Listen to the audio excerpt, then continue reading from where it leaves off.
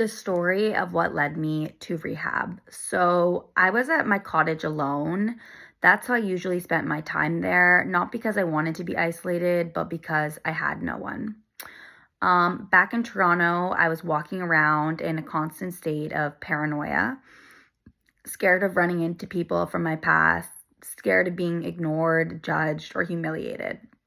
Some of them were friends I used to be close with. Some were even parents of people who I knew who now pretended not to see me. In the kind of tight knit, image obsessed community I grew up in, once people turn on you, they really turn. You're either doing well or talked about. There's no in between. So one day I posted an old photo on Instagram, something small, something meant to remind myself I once belonged somewhere. And in the photo, two people's arms were visible, people I used to be friends with. It wasn't malicious, it wasn't targeted at them. It was a moment from a better time when I felt like I mattered. I deleted it right after it was asked to be deleted because I didn't want to upset anyone. One of the people whose arms were in it saw it and unleashed hell on me. He started sending me message after message, calling me names, cursing, accusing me of things I didn't do, bringing up rumors, saying he pressed charges for posting a photo with his arm in it on my own family's property. He told me I was manipulative. He told me I was disgusting. He told me I was crazy. He messaged my family and said things like, "We kindly ask she stops posting."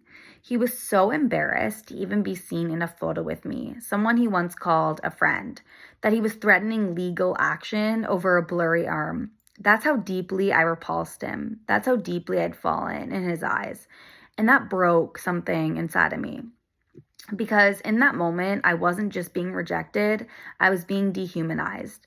I wasn't seen as someone who was struggling. I was seen as a problem, a joke, someone to erase. He called me psycho. He called me insane. He called me vile. He called me gross.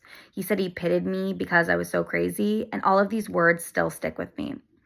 And the worst part is, I had tried to be honest. I had told him I was struggling with my BPD and that I felt suicidal during this conversation, that I was overwhelmed. And instead of kindness, he said, "How dare you threaten that?" It was hard to put into words how violating this whole situation felt. I wasn't trying to manipulate anyone. I was in pain. I was sick. Yes, I have done so many things I regret in the past, but not to this specific person.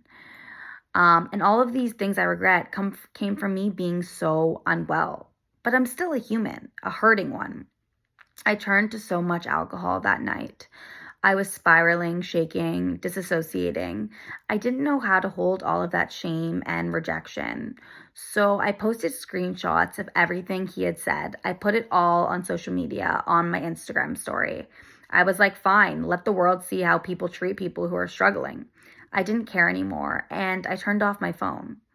My mom and family were flooded with messages. People were worried, confused, angry. They thought I had lost my mind. And in that moment, I had. But not out of nowhere, not for no reason. I was drowning, and all anyone did was ever throw stones.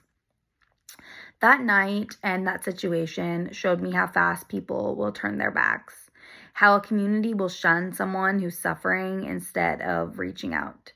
I had spent years pretending to be okay, trying to look happy online, trying to keep up with everyone else's Instagram highlights. But I wasn't okay, and eventually the mask fell off. And that's what brought me to rehab, because I realized I didn't want to die. I didn't want to keep living like this either. I wanted to get better, and I wanted to be seen, not as broken, not as crazy, not as a lost cause, but as a person who has been through hell and was ready to start healing.